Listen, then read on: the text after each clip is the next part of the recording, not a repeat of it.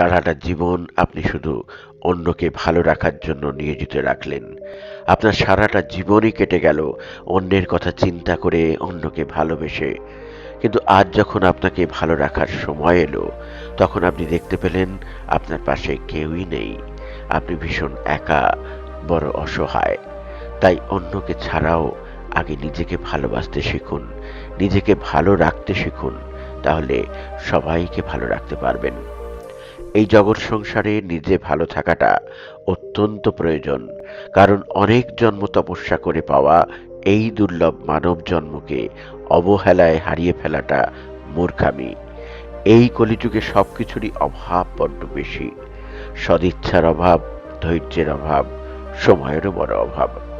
আর যদি না এই অল্প সময়কে সঠিকভাবে ব্যবহার করতে না জানি, তাহলে নিজেরই ক্ষতি, অন্য কারোর ক্ষতি নয়। তাই অহেতুক নিজের ক্ষতি না করে সবসময় নিজেকে ভালো রাখার চেষ্টা করুন। তারপর সবাইকে ভালো রাখবেন। সবার কাছে ভালো হওয়ার কোনো প্রয়োজন নেই।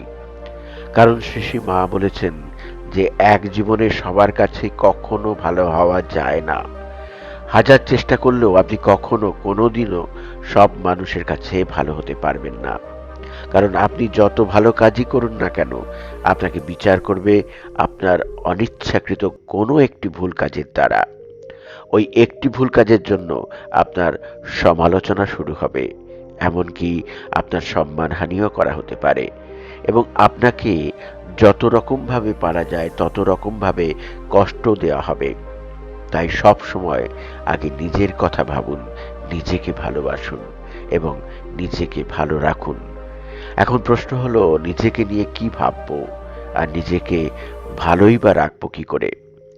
শ্রী ঠাকুর বলতেন, যে আপনাকে চিনতে পারে সে ভগবানকেও চিনতে পারে।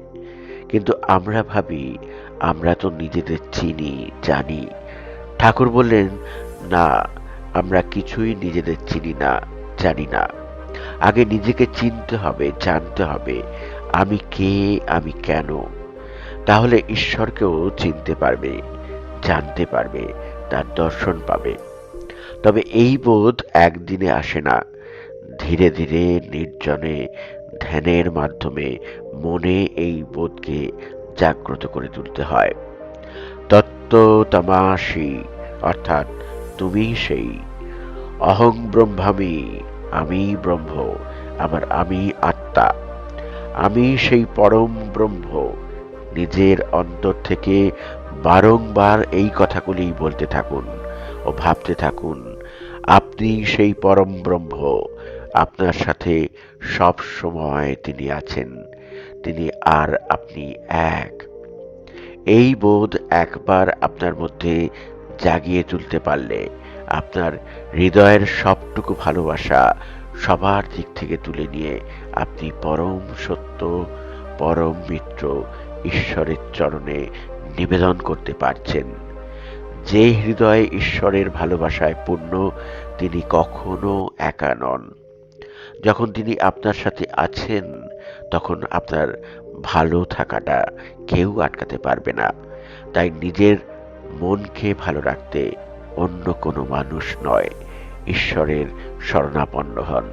দেখবেন মনে সব সময় আনন্দ পাবেন আর নিজেকে ভালো রাখতে পারবেন।